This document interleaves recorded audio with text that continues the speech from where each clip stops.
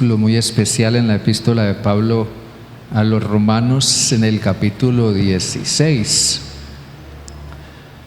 Romanos capítulo 16.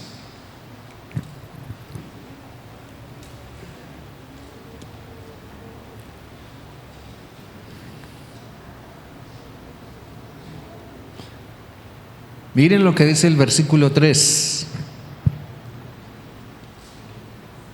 Saludad a Priscila y Aquila, mis colaboradores en Cristo Jesús. Miren eso bien, que expusieron su vida por mí, a los cuales no solo yo doy las gracias, sino también todas las iglesias de los gentiles. Saludad también a la iglesia que se reúne en su casa. Dejémoslo hasta ahí. Este es un texto que forma parte de una serie de saludos que Pablo envió a la iglesia de Roma. Al final de su epístola, él le saluda a toda esta gente. Para él eran personas muy especiales, pero parece que él tenía, entre otros, tenían mucha estima a esta pareja. Priscila y Aquila eran una pareja de esposos. Y dice Pablo que ellos tenían una iglesia en su casa. Pero Pablo lo llama también mis colaboradores, o sea que él se sentía respaldado por lo que esta pareja hacía. Pablo los había conocido tiempo atrás. Y seguramente en mucho él los formó, los discipuló y los encaminó en el ministerio misionero. Entonces Pablo se sentía respaldado. Qué lindo cuando ya sea un misionero como Pablo o un pastor de una iglesia, se siente respaldado por la iglesia, porque es la iglesia la que hace la obra. Amén, hermanos. Es la iglesia la que hace la obra del Señor. Por eso yo quiero hablar esta mañana. Hemos venido siguiendo una secuencia que yo espero, al menos quienes han estado en todas las últimas como 5 o 6 predicaciones que hemos hecho, si han seguido la secuencia y esto les ha causado reflexión, porque he tratado de seguir una secuencia, digamos, lógica, un desarrollo de un tema relacionado con la Gran Comisión. Hemos venido haciendo una secuencia de reflexiones al respecto. Esta mañana yo quiero, como parte de esa secuencia, hablar de la iglesia en las casas. En otras ocasiones también lo he hecho, pero hoy quiero hacerlo de una forma más particular: la iglesia en las casas. Y aquí dice que una pareja de esposos comunes y corrientes, como cualquier pareja cristiana de cualquier iglesia, tenían una iglesia en su casa. Tenían una iglesia en su casa.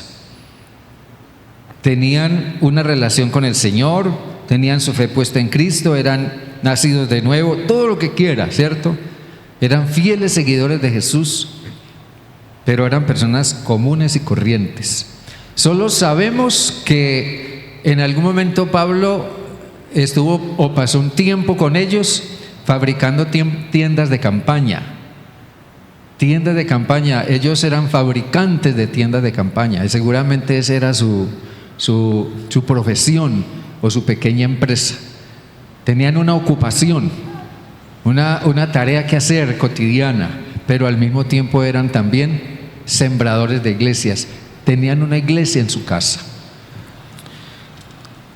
Hace tiempo yo veía un video de un cantante cristiano. Estaba dando un concierto ante una iglesia pues siempre grande, el auditorio era bien grande, pero era una iglesia. Y él estaba ahí en la plataforma, lo enfocaban ahí con la cámara, cantaba sus canciones, muy lindo el concierto. Pero me llamó mucho la atención que mientras lo enfocaban la cámara y la giraban para un lado y otro, de pronto enfocaron, no creo que haya sido intencional, pero enfocaron un texto bíblico que había sobre la pared del fondo, en letras muy grandes, un texto bíblico que ocupaba la pared del fondo. Un texto que decía: no andes chismeando entre tu pueblo. Es un texto que aparece en Levítico 19:16. No andes chismeando entre tu pueblo. Y a mí me llamó mucho la atención por qué a alguien se le ocurre poner un texto bíblico como esos en el fondo de la plataforma y en letras bien grandes, de tal forma que todo el mundo lo viera. Yo creo que la razón debe ser obvia. Seguramente en esa iglesia el chisme corría de una manera impresionante. Una iglesia puede aparecer en un momento dado muy espiritual y muy santificada, y la gente parecer muy seria, pero en esa iglesia el chisme corría de una manera impresionante. Tal vez por esa razón pusieron ese texto ahí en letras tan grandes. Yo no encuentro otra explicación. ¿Por qué digo esto? Porque si el chisme corre, claro, en esta iglesia no es así, pero si el chisme corre con tanta celeridad a veces, si somos tan dados a veces a hablar lo que no conviene, si somos tan dados a hacerle añadiduras a los comentarios que escuchamos, o quizás a hablar cosas que no tienen fundamento, yo me pregunto, si el chisme corre tan fácilmente en una iglesia, ¿qué tan difícil puede ser cumplir la misión de Dios usando nuestra casa? Porque si nosotros tenemos tanta facilidad de palabra para hacer que un chisme corra, más bien debiéramos tener facilidad de palabra o usar esa misma facilidad de palabra para extender y dar a conocer el mensaje del Evangelio. ¿No les parece?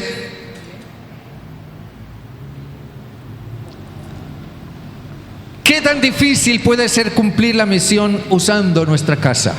Yo quiero que tú pienses en tu casa. Todos nosotros tenemos una casa donde vivimos. Piensa en tu casa. Si es propia, gloria a Dios. Si pagas arriendo, bueno, Dios te sostiene, no sé, pero piensa en la casa donde vives. ¿Qué tan difícil puede hacer usarla para Dios? Para orar, para ofrecer al Señor esa casa y dejar que Dios traiga personas a ella, para tener un estudio bíblico y orar y compartir del Evangelio con alguien. Pero vuelvo y recalco la pregunta: ¿qué tan difícil puede ser? ¿Por qué en una iglesia como la que les refiero era más fácil que el chisme corriera? Pero no sé qué tan fácil sería que aquella misma iglesia tuviera la misma disposición para extender el mensaje del Evangelio.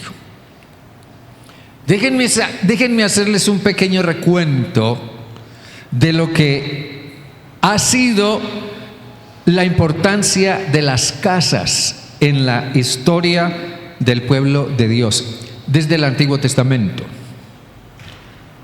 Un día Josué, el gran líder y estratega militar de Israel, después de Moisés, recibió el encargo de llevar al pueblo de Israel hasta la tierra de Canaán y establecerse allá. Pero tenían que conquistar esa tierra.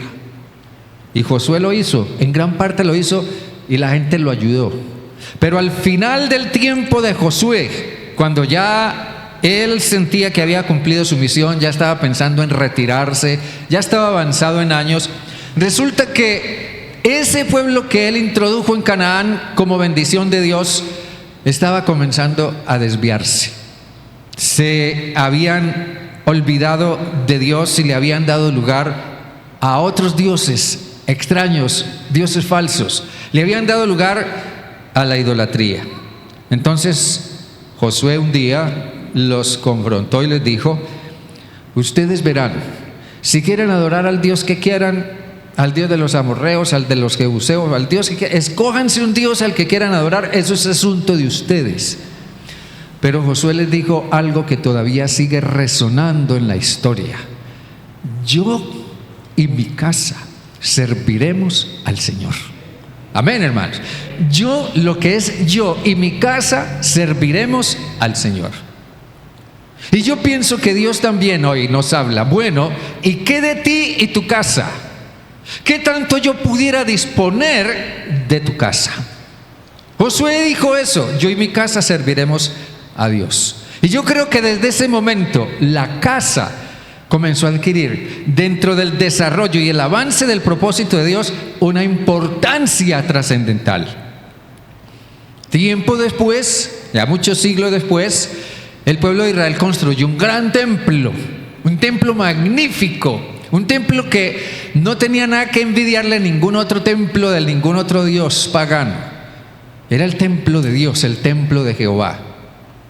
Pero ellos se centraron tanto en ese templo, se centraron tanto en el templo que llegaron casi a idolatrarlo, llegaron casi a pensar que ese templo era como Dios. Entonces un día Dios dijo, no más templo. Dios le había dicho a Israel, yo quiero que ustedes sean bendición a todas las naciones. Pero los israelitas se encerraron en su templo. ¿Y saben qué hizo Dios?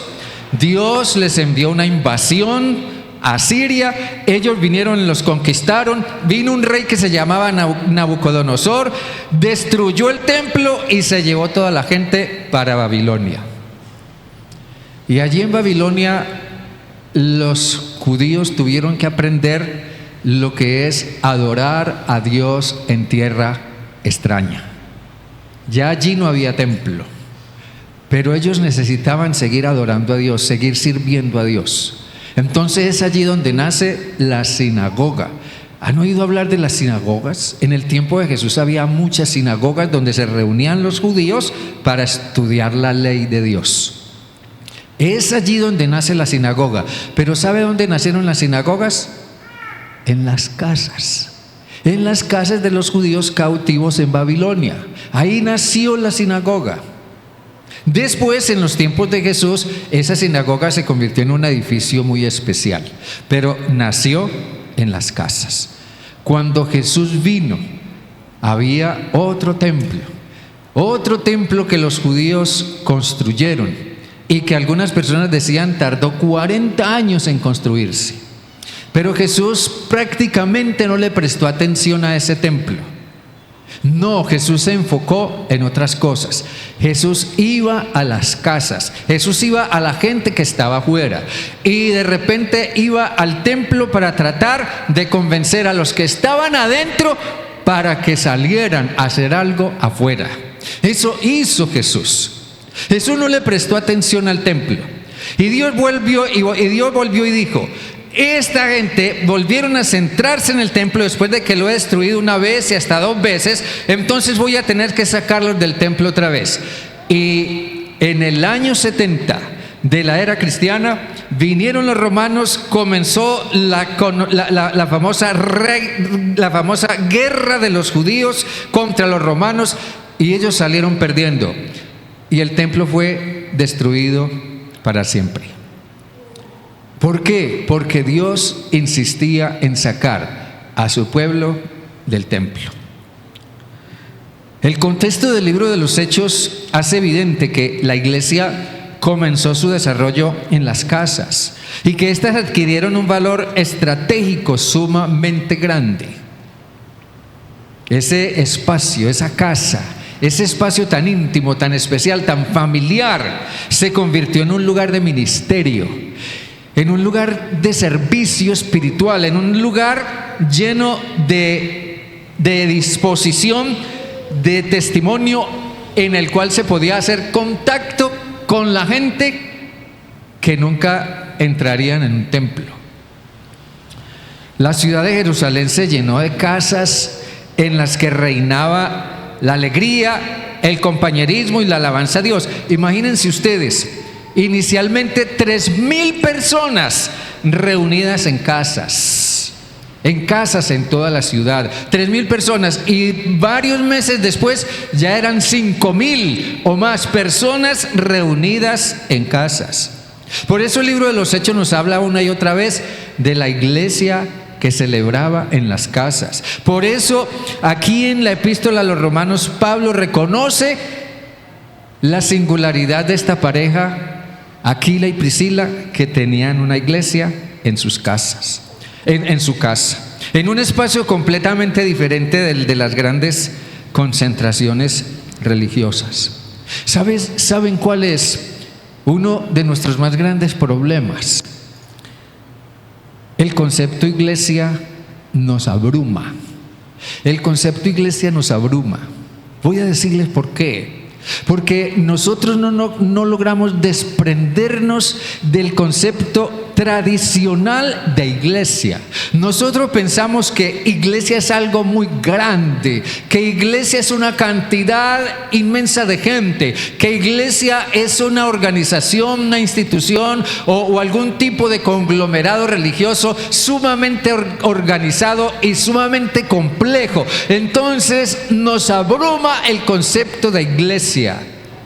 Y pensamos, yo tener una iglesia en mi casa, no, se supone que la iglesia se reúne en un templo. Nos abruma el concepto de iglesia.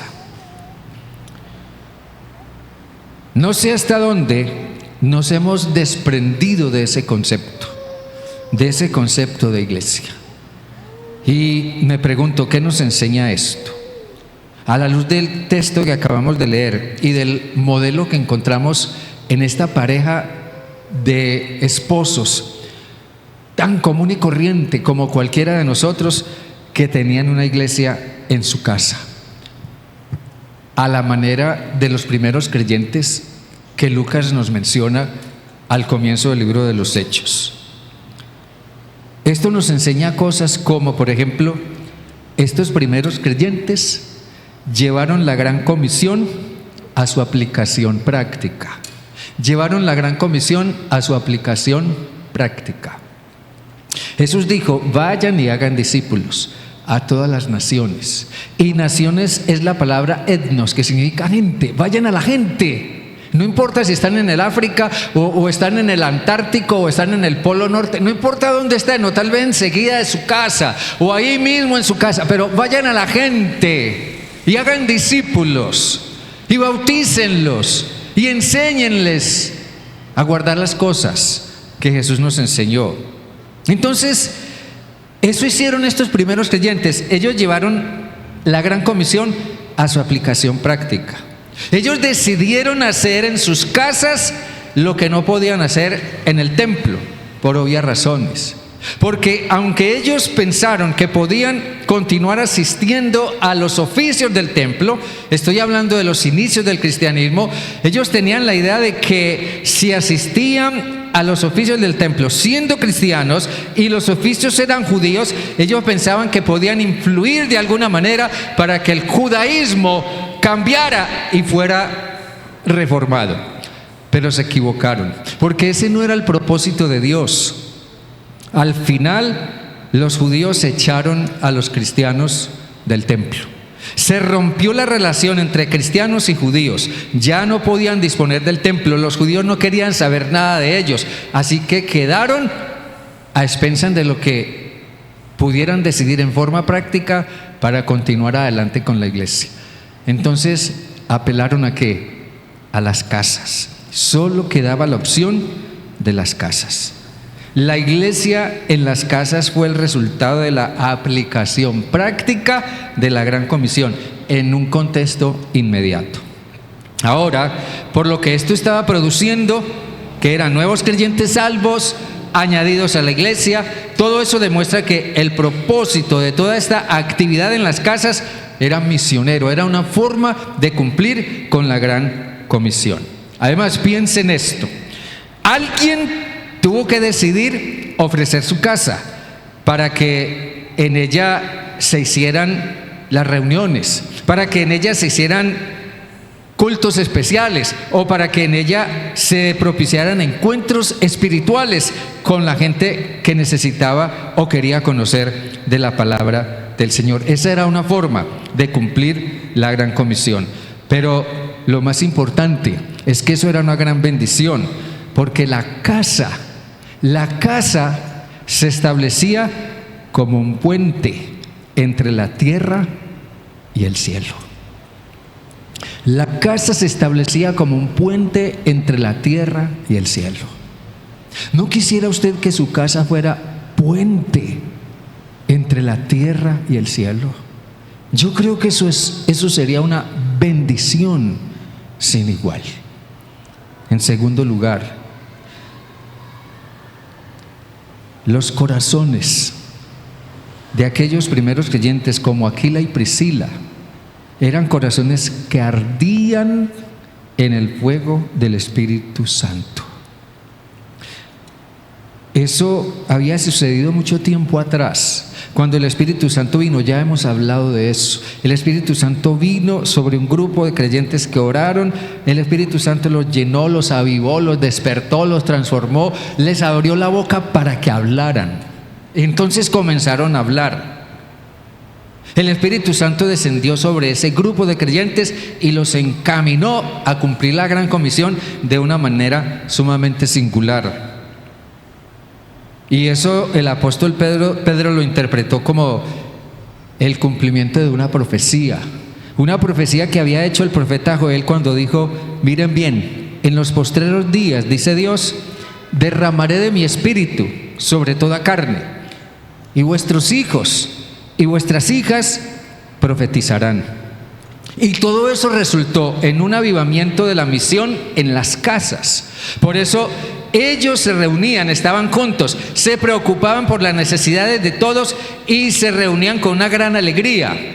Pero yo pienso que no puede ser para menos hoy, donde quiera que sea que haya corazones a los que les interese apasionadamente cumplir con la gran comisión. Esto implicaba una condición espiritual y también un verdadero cambio personal. Tener la capacidad de relacionarse, interactuar, tener un testimonio auténtico y una disposición para ser un canal del amor de Dios en la vida de las personas. Toda casa, no sea que usted viva en un barrio común y corriente, o usted viva en un conjunto o en un edificio, o tal vez viva en una finca por allá en el campo, yo no sé, pero toda casa de una forma u otra implica un vecindario. Hay un vecindario. Usted tiene un vecindario en su derredor y generalmente en los vecindarios todos se conocen. O también a veces hay un total hermetismo y un profundo anonimato, pero no menos necesidades de todo tipo. Allí, en ese vecindario, hay grandes necesidades espirituales, morales, materiales, familiares, necesidades allí latentes. Están ahí. ¿Saben por qué les digo esto? Porque en medio de ese contexto, nosotros como hombres y mujeres que seguimos a Jesús, servimos al Señor, debiéramos preguntarnos: ¿por qué vivo donde vivo? ¿Por qué vivo donde vivo? ¿Por qué me permitió Dios venir a vivir aquí? ¿Por qué me regaló Dios este lindo apartamento o esta hermosa casa? ¿O por qué me está permitiendo Dios pagar arriendo en este lugar donde vivo? ¿Por qué me dio Dios la forma de ir a vivir en una finca por allá? ¿Por qué vivo donde vivo? El creyente cristiano debiera preguntarse eso: ¿por qué vivo donde vivo? Y debiera preguntarse también: ¿para qué puede servir mi casa? ¿Para qué puede servir mi casa? Aparte de vivir en ella, sentirme cómodo en ella, sentirme protegido en ella, tener en ella mi familia, en fin, y todo eso que está muy bien. Pero más allá de eso, ¿para qué sirve mi casa? ¿Para qué pudiera servir mi casa a los propósitos de Dios? Sería inmensamente valioso que, como seguidores de Jesús, pensáramos en administrar nuestras casas de tal modo que sirvan al reino de Dios. Amén, hermanos. ¿Cuántos dicen amén a eso? Administrar nuestras casas de tal forma que sirvan al propósito de Dios. ¿Y saben por qué? Porque hay una conexión muy grande y muy importante, una conexión trascendental entre lo que sucedía en las casas y el resultado final, que era, como dice Lucas en Hechos 2, el Señor añadía a la iglesia los que habían de ser salvos. ¿Entiende lo que digo? Había una conexión entre lo que sucedía en las casas. Lucas dice que se reunían con alegría, con sencillez de corazón, compartían comida o refrigerio, celebraban la cena del Señor, alababan a Dios, hacían un sinnúmero de cosas, y todo eso que sucedía ahí trascendía a que el Señor añadía a la iglesia o añadía a esos grupos en las casas los que habían de ser salvos.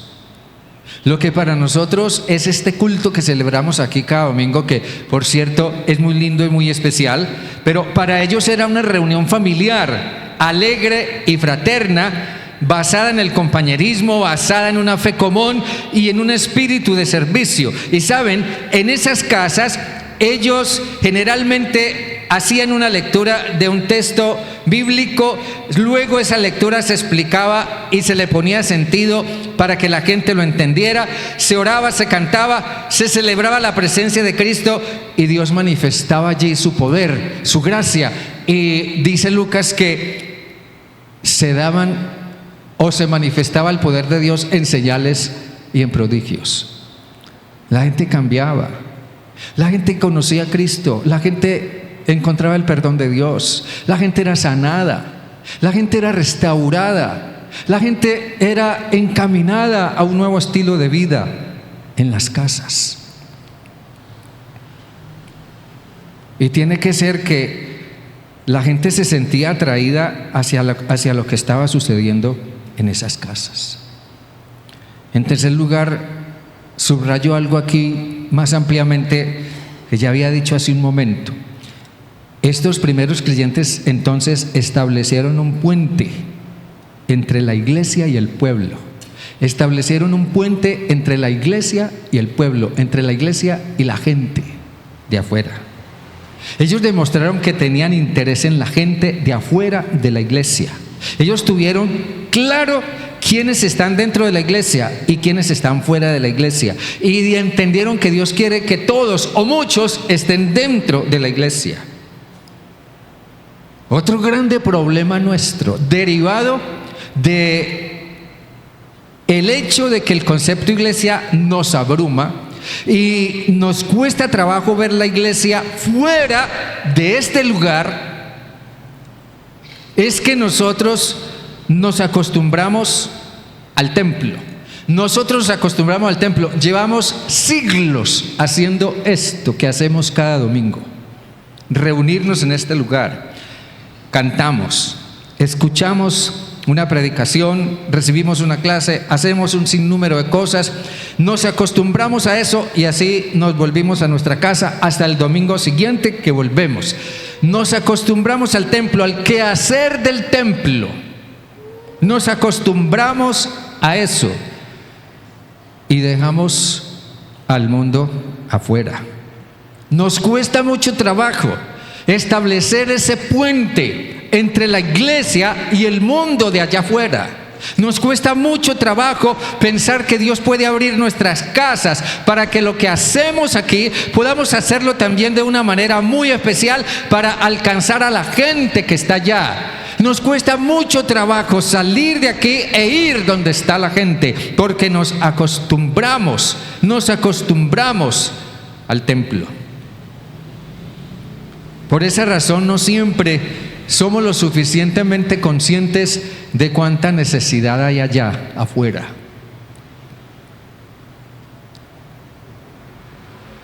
La explicación que Pedro dio a lo que pasó el día de Pentecostés, refiriéndose a la profecía de Joel, marcó una pauta para la forma y los medios como Dios quería que su palabra fuera proclamada. y que su iglesia avanzara y que Jesucristo fuera dado a conocer. Pedro citó la profecía de Joel diciendo: derramaré mi espíritu sobre toda la gente y sus hijos e hijas profetizarán. Y aquí el texto indica que se está refiriendo con esto de hijos e hijas a personas absolutamente comunes y corrientes, como usted y como yo. No crea que yo soy alguien muy especial. Yo no me veo así. Perdóneme, yo no me veo como alguien muy especial solo porque tuve unos estudios en un seminario y he hecho otra cantidad de estudios y puedo tener muchos títulos, lo que sea, pero yo no me considero más especial que usted. En ese sentido, somos personas absolutamente comunes y corrientes, como era la gente a la que se refiere Lucas en el libro de los Hechos. Hijos e hijas. El Espíritu Santo vino sobre ellos. Había profetizado Joel y ellos profetizarán. Profetizarán. Y eso significa que pueden predicar. Profetizar es predicar a Cristo. Puede predicar el hombre. Puede predicar la mujer común y corriente. Puede predicar el laico, aquel que nunca ha ido a un seminario, que no tiene títulos teológicos o lo que sea. Puede predicar aquella persona común y corriente. Cualquier persona que sigue a Jesús puede predicar. Personas comunes y corrientes pueden predicar, pueden ser la voz de Dios. Y lo que el mundo allá afuera necesita es escuchar la voz de Dios. ¿Y quién puede llevarle la voz de Dios más que aquellos que se supone han escuchado la voz de Dios? O sea, Dios usa a la gente como usted y como yo para ganar a la gente. Cuando Pedro fue llamado por el concilio de líderes de Jerusalén, el grupo de líderes principales de la iglesia, los apóstoles que habían quedado en Jerusalén, Pedro fue llamado a raíz de lo que él había hecho en la casa de Cornelio. Cornelio era un gentil y los judíos, ya les decía el otro día, no les cabía en la cabeza entrar en la casa de un gentil, de uno que no era judío, porque para ellos eso era abominable. Eso fue lo que dijo Pedro. Le dijo a Cornelio cuando entró y lo vio ahí reunido con toda la gente que él invitó en su casa, su familia y demás amigos. Y Pedro lo primero que le dijo: usted sabe lo abominable que es para un judío entrar en una casa gentil. Eso le dijo Pedro a Cornelio. Y sin embargo Pedro les predicó a Cristo y les habló, y el Espíritu Santo vino sobre ellos también y movió sus corazones a creer, y ellos creyeron y aceptaron a Cristo, y sus vidas fueron bendecidas, fueron salvados, y sus vidas fueron sanadas por lo que Pedro hizo. Pero después el concilio llamó a Pedro a pedirle cuentas por eso, y le dijeron: así que has entrado en casa de un gentil. Y Pedro le dijo: no, un momento, escúchenme lo que tengo que decir. Escúchenme lo que tengo que decir. Resulta que un día llegaron a mi casa como 6 hombres y vinieron buscándome a mí de parte de un señor llamado Cornelio, al que yo no conocía, y dijeron que él necesitaba que yo fuera a su casa para hablarle de Cristo. Y Pedro dice: y yo fui con ellos. Y el Espíritu Santo me dijo que les hablara sin dudar, que fuera con ellos sin dudar y les hablara de Cristo. Entonces decía Pedro en su informe ante el concilio de líderes cristianos: yo me acordé de lo que el Señor dijo. Juan ciertamente bautizó en agua, pero vosotros seréis bautizados con el Espíritu Santo. Y si Dios pues les concedió también el mismo don que a nosotros, que hemos creído en el Señor Jesucristo, ¿quién era yo para que pudiera estorbar a Dios. ¿Quién era yo para que pudiera estorbar a Dios? Por eso yo quiero preguntarte esta mañana, mi hermano, mi hermana, a la luz de este tema que estamos desarrollando, perdóname que te lo pregunte de esta manera, pero ¿quién eres tú para estorbar a Dios? Si Dios te quiere usar, ¿quién puede impedírtelo? ¿Cómo puedes impedírtelo tú mismo? Con tus excusas, con tus disculpas o pretendiendo que no eres capaz. Entonces, ¿quién eres tú para estorbar a Dios si Dios te quiere usar? Pedro reconoció: ¿quién soy yo para estorbar a Dios? El primer encuentro del cristianismo con el mundo gentil, estamos diciendo, se dio en una casa, la casa de Cornelio. Y luego eso continuó extendiéndose a lo largo y ancho del Imperio Romano, en las casas.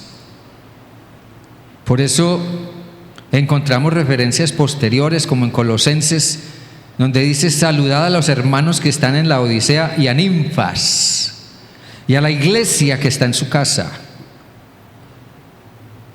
Y escribiendo a los Corintios, Pablo les dice: las iglesias de Asia, las iglesias, se refiere a grupos en las casas. Las iglesias de Asia os saludan mucho en el Señor Aquila y Priscila, con la iglesia que está en su casa. Permítanme terminar diciendo esto: aquellos primeros creyentes que lograron trascender más allá de su idea del templo, miraron hacia afuera. Dios los llevó a donde quiera que fueran, fuera del templo. Ellos abrieron el camino a Dios para mucha gente.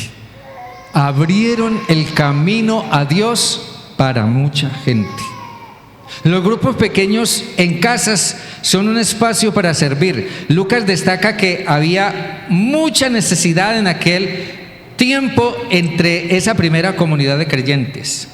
Había por lo menos 3 necesidades básicas espirituales. La gente vivía en tinieblas y estaba perdida. Segundo, había necesidades económicas. Las cargas económicas eran inmensamente grandes bajo la ley tanto de la religión judía como del gobierno romano. Las cargas económicas eran sumamente grandes, pero también había necesidades sociales, porque la comunidad judía del tiempo de Jesús estaba organizada de una manera muy diferente en muchas cosas a lo que es la sociedad en el día de hoy. Los que ocupaban el escaño más alto en la sociedad eran los sacerdotes, los ricos y los militares. Después de eso estaban simplemente los hombres, los padres de familia. Todos los hombres estaban en el siguiente escaño. Y debajo de ese escaño estaban los que trabajaban y producían algo para el Estado. Pero en el último escaño estaban las mujeres, los ancianos y los niños. Las diferencias sociales, las injusticias sociales, el abuso social era inmensamente grande. Esas eran las necesidades esenciales en ese entonces. Había personas con situaciones morales complejas que la religión no podía atender ni tampoco le interesaba. Por eso Jesús un día fue y se sentó a la orilla de un pozo. Él sabía que alguien llegaría a ese pozo y sería una persona en mucha necesidad, y vino una mujer que tenía una vida moral sumamente complicada, pero Jesús la ayudó, la escuchó, le ministró su palabra y sanó el alma de esa mujer.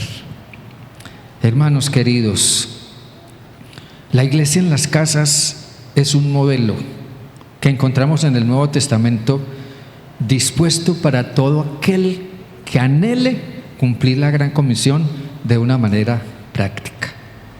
Requiere de personas dispuestas, que quieran consagrar al Señor tanto su vida, su tiempo, así como hizo Aquila y Priscila, como también consagrar al Señor su casa.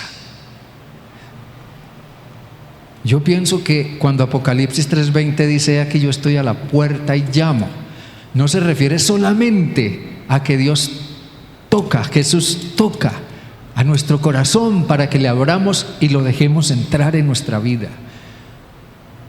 Probablemente también Él esté aún tocando a la puerta de tu casa. Déjame entrar en tu casa, déjame usar tu casa para ministrar en ella. Abre las puertas de tu casa para que Jesús te lleve gente a la que tú puedas ministrar, para que sean encaminados hacia la presencia de Dios. Amén, hermanos. Amén. Amén. Estemos de pie, por favor. Y ore. Ore y piense en esto. Espero que lo haya dicho de la mejor manera, o quizás de la manera más sabia, más práctica, más clara, no sé. Pero quizás usted puede ahondar mucho más en esto y el Espíritu Santo le puede mostrar mucho más si usted dedica un buen tiempo a estudiar, por ejemplo, el libro de los Hechos a fondo y a preguntarle al Señor: Señor, ¿qué quieres tú que yo haga? Así como preguntó Pablo cuando Dios lo derribó en el camino: Señor, ¿qué quieres que haga? Señor, ¿qué quieres que haga con mi casa?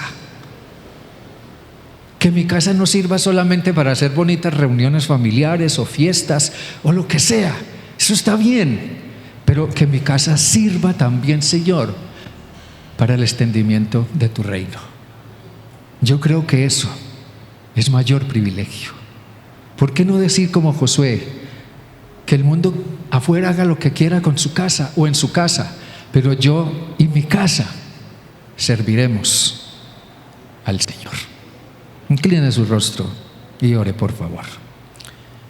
Dios bueno, no podemos dejar de reconocer que tu palabra es clara. Y no podemos dejar de reconocer que tú quieres que seamos los instrumentos que tú quieres usar para extender tu reino.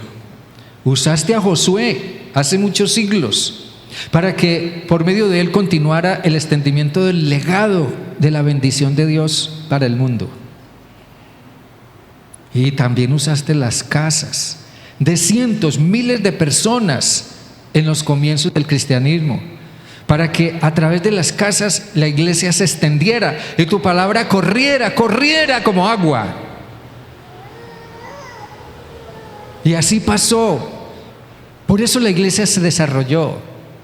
Desafortunadamente, Señor, en algún momento este camino se perdió, esta perspectiva se perdió, y las iglesias nos concentramos en un templo. Ayúdanos, Señor Dios, a trascender al problema que se nos creó también hace tantos siglos, de que nos acostumbramos al templo y nos acostumbramos al quehacer del templo y a lo que pasa aquí dentro del templo y hacer o no hacer dentro del templo. Señor, ayúdanos a mirar y encamínanos y úsanos allá afuera. Tal vez cada uno de nosotros debamos postrarnos de rodillas delante de ti y pedirte: Señor, muéstranos qué hacer. Consagrar a ti nuestra casa, consagrarnos nosotros mismos a ti, dejar de sentirnos o creernos incapaces, porque si el Espíritu Santo fue derramado sobre hombres y mujeres, sobre tus siervos y tus siervas, sobre nuestros hijos y nuestras hijas, para que profetizaran, Señor, yo estoy seguro de que no es diferente con nosotros hoy. Todos nosotros podemos compartir, y si necesitamos capacitarnos, lo haremos, pero que podamos decirte: Señor Dios, aquí está mi vida, mi tiempo, tengo muchas otras ocupaciones, pero Señor, yo puedo ajustar mi agenda para servirte, utilizar mi casa sacrificadamente, esmeradamente, para que sirva como puente entre el cielo y la tierra, y muchas personas sean llevadas hacia ti. Mañana o pasado, un día, la casa que tenemos hoy se quedará sola, o ya llegará a ser de otro dueño o de quién sabe quién. Y nosotros lo mejor que podríamos llevarnos es que hayamos usado nuestra casa para la honra y la gloria de tu nombre. Padre amado, ayúdanos a tomar una decisión sincera con respecto a esto, a considerarlo sinceramente, y que tu Santo Espíritu nos encamine en lo que sabemos que es la respuesta correcta. Padre, perdona nuestros pecados, pero gracias porque en ti siempre hay esperanza de que las cosas puedan ser nuevas y diferentes. Gracias en el nombre de Jesús. Amén, Señor. Y amén. Dios me les bendiga, mis hermanos queridos. Dios les bendiga.